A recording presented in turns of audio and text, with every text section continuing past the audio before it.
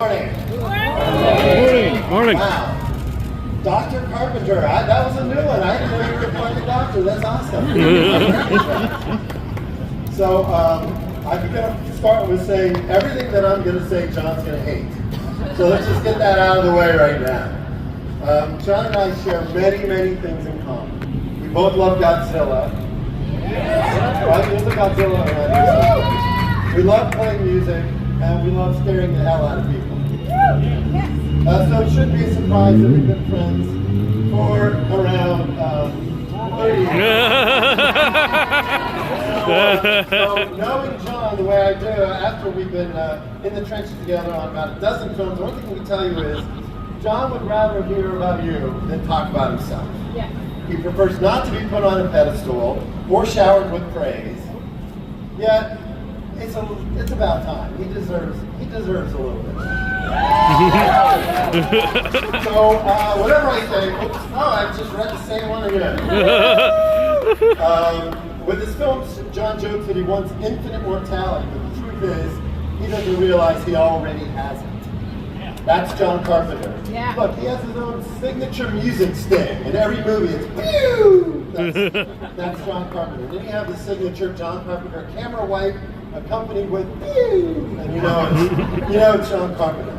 I'm honored to be here and celebrate a man who just loves making movies, writing, directing, composing, acting. Yes, I think in The Fog, his line was to Hal Holbrook, "Hey, can I get paid, Father?"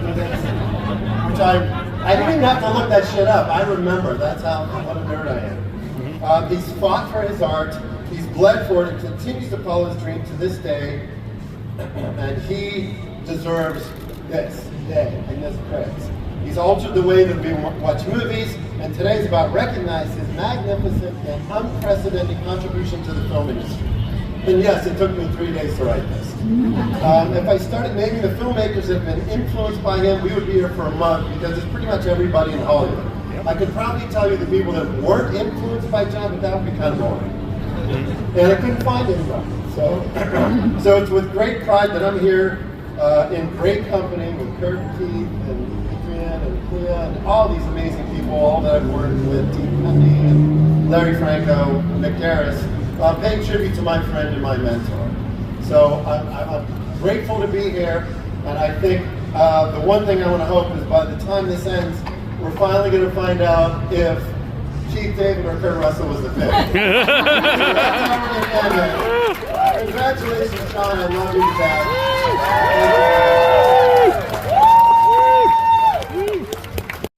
Voice. He's doing an aw shucks.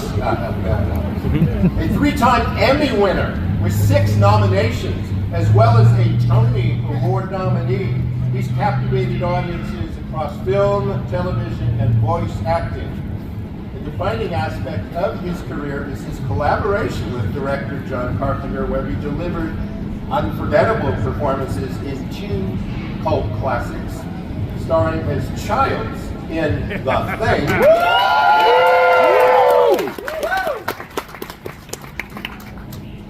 bringing intensity to one of the most iconic sci-fi horror films of all time, and he then cemented his status as a genre favorite with his role in They Live.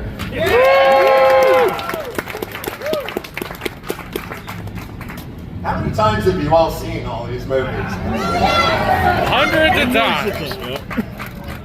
Beyond his work with John, our next speaker has appeared in major films such as 21 Bridges, Crash, Platoon, Requiem for a Dream, and Remember Me, the Mahalia Jackson Story, and many others. Please welcome to the stage, Keith David.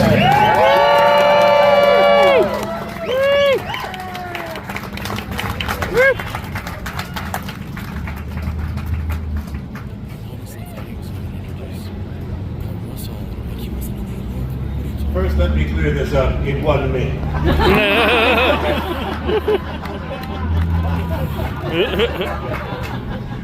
Now, I believe that there are good movies, bad movies, and important movies. John Carpenter, my friend, makes movies that are both good and important, and at times, prophetic. Which makes him not just one of the best directors of all time, but a visionary. I'm so happy to be a part of this celebration because John Carpenter gave me my first movie job ever in the film. And here we are, 40 years later, celebrating John and his timeless works as he gets his star on the Hollywood Walk of Fame. Halloween, The Fog, They Live. People tell me all the time when I go to these, the Comic-Con things, that these are among their favorites, if not their most favorite. I once had a teacher who would ask, do you know when you're in the presence of something beautiful? Well, when working with JC and the cast of the thing, I knew I was in the presence of something beautiful. I mean, it just doesn't get better. It was beautiful, not just because of the end result, but because of the process that John uses to get us there. John has the ability to understand and communicate what we as actors need, and that only enhances each actor's performance. And while being on set with John is work, mostly it was fun, and I'd work with him again anywhere, anytime. Congratulations, my friend. Thank you for setting the bar so high and including me in this journey. And this honor is so well-deserved and well-earned.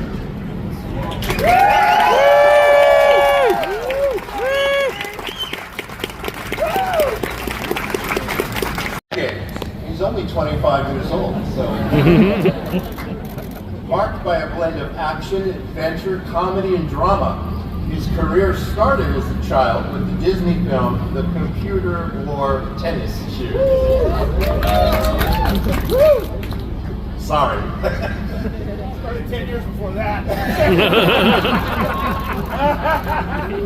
As he transitioned into adult role, he found success in television with his Emmy-nominated portrayal of Elvis Presley in Elvis. Yeah. Directed by our honoree, John Carpenter.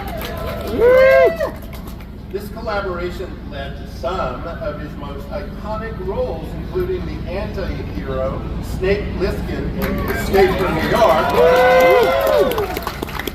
and the sequel Escape from LA, as well as starring in John's sci-fi horror classic The Thing and cult favorite Big Trouble in Little China. But he's been in a few other films as well. Tombstone, Breakdown, Overboard, Miracle, Guardians of the Galaxy Volume 2, The Christmas Chronicles. Please welcome to the stage another Walk of Famer in his own right, Kurt Russell.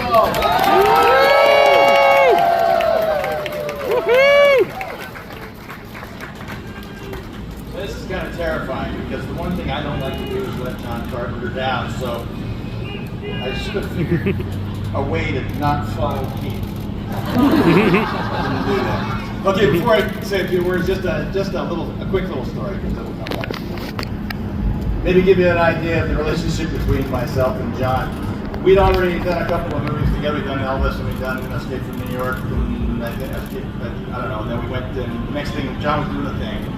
And he was kind of going back and forth on casting ideas, and he was already shooting with Larry. They were up in Alaska, and they were doing some second unit stuff. And he called me on the phone. We got together and was talking about the show, and he said, "Yeah, I'm having a tough time with this. I'm gonna show you something." He showed me the film. He said, "See the problem?" I said, "No, that's great. What is it?"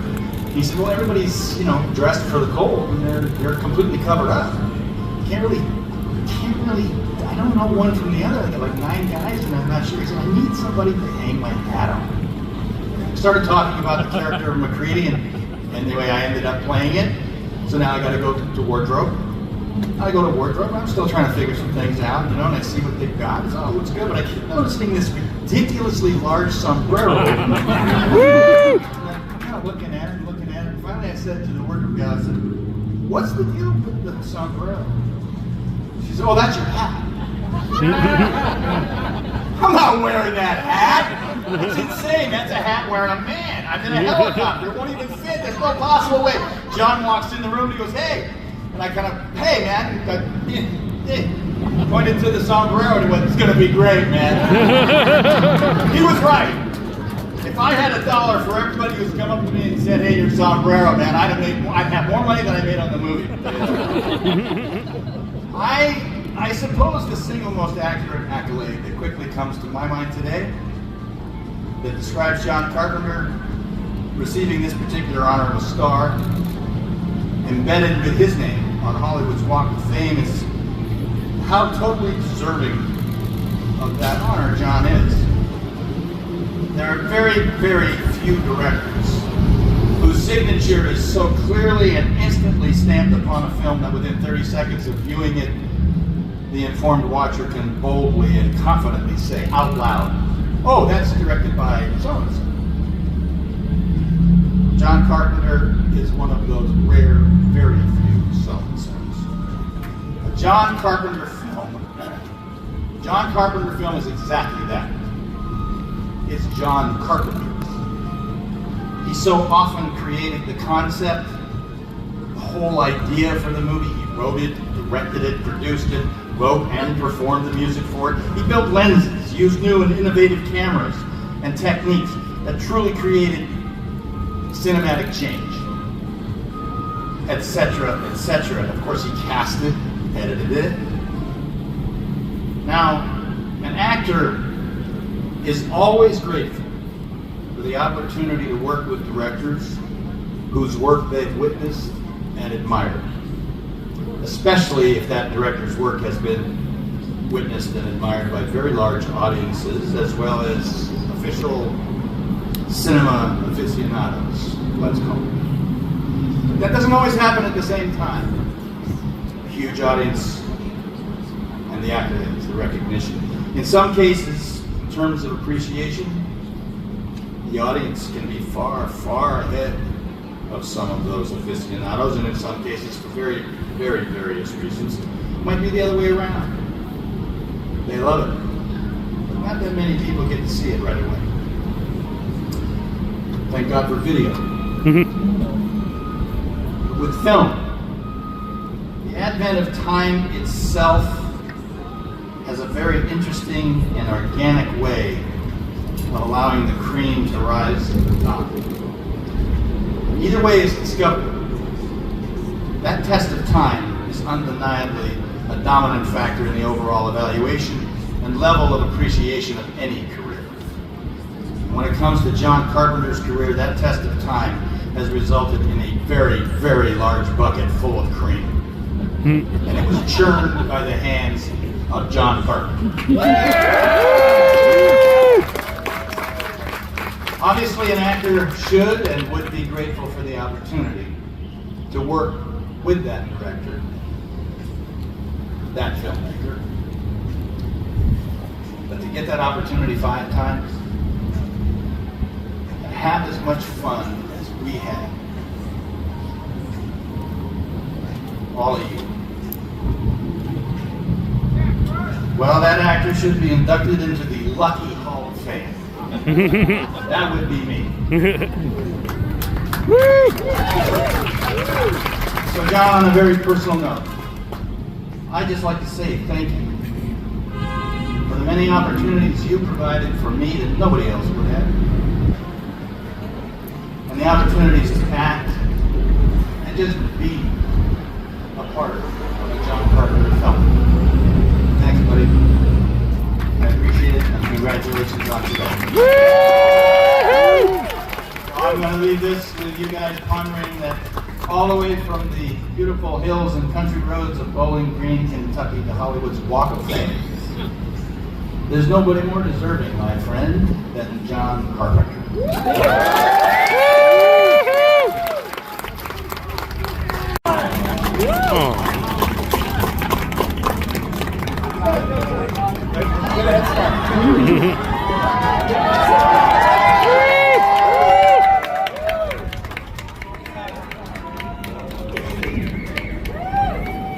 Come on down, sir.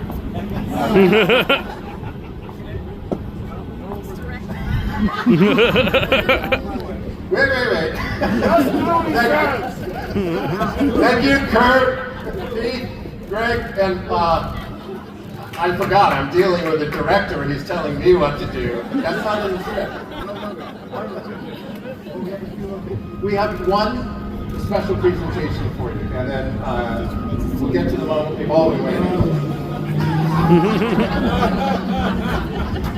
So, 2,805 stars have preceded you. Stars of creativity and genius and innovation. But there's only one John Carpenter, and you will get star number 2,806 in just a moment to add to this amazing pantheon. So this really is the Street of Dreams, but it's also a real place in the city of Los Angeles.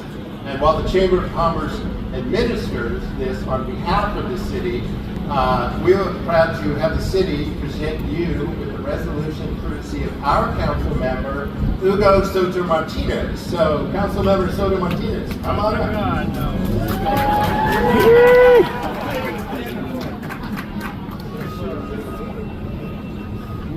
Thank you so much, and good morning, everyone. I just want to thank Steve and Jerry from the Hollywood Chamber, our very wonderful special guests here today, and of course the legend himself, John Carpenter. And so give him a round of applause. You know, as a council member of this district, I think it's really important to recognize folks, but since we want to move along, I just want to give John, on behalf of the city of Los Angeles, a recognition for all his amazing work that he's done. So on behalf of the city of Los Angeles, congratulations on becoming a legend of Hollywood.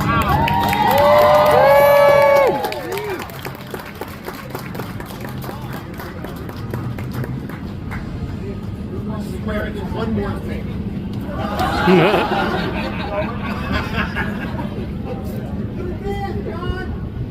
All right, Director Carpenter said, would you get going already? So, on behalf of the Hollywood Chamber of Commerce, it is my honor and pleasure to declare today John Carpenter Day in Hollywood!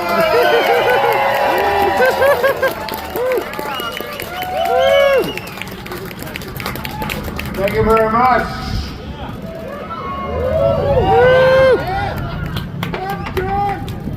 In 1968, I was a skinny kid from Bowling Green, Kentucky, walking these streets. I was looking for a career in Hollywood. Well, I found my career, and today I have found Hollywood. Thank you so much to the Hollywood Chamber of Commerce for this place on the sacred boulevard where people and dogs can pee on you. Thank you very much, guys. Let's have lunch.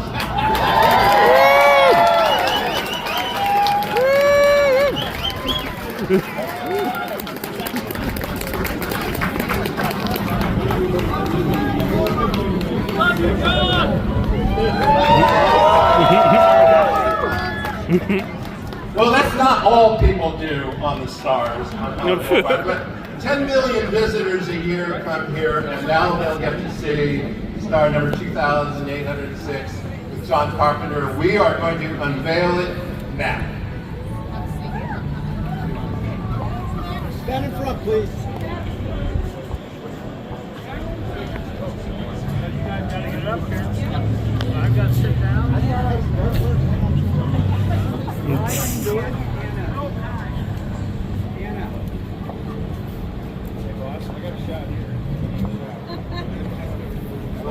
Show business. Straight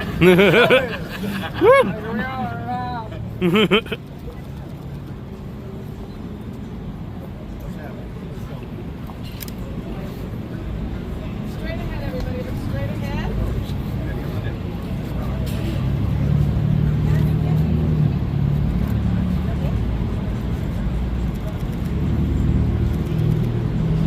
It's a somber occasion. Boy, I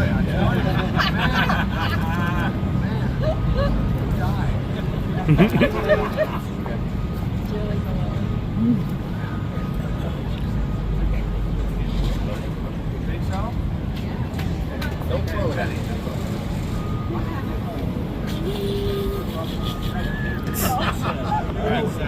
Can we count it down? Yeah, count it down. 3, 2, 1.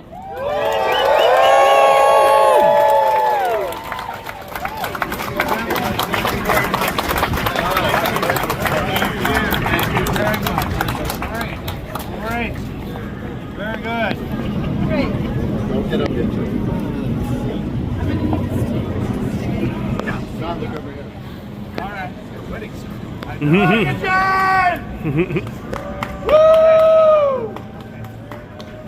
woman in a camel hair coat, like in every one of my fucking pictures. Straight ahead, everybody. That's what hasn't happened. Down to your right, please.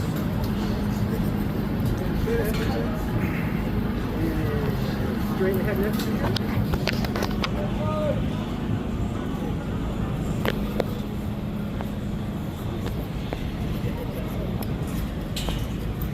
Okay, guys. Woo!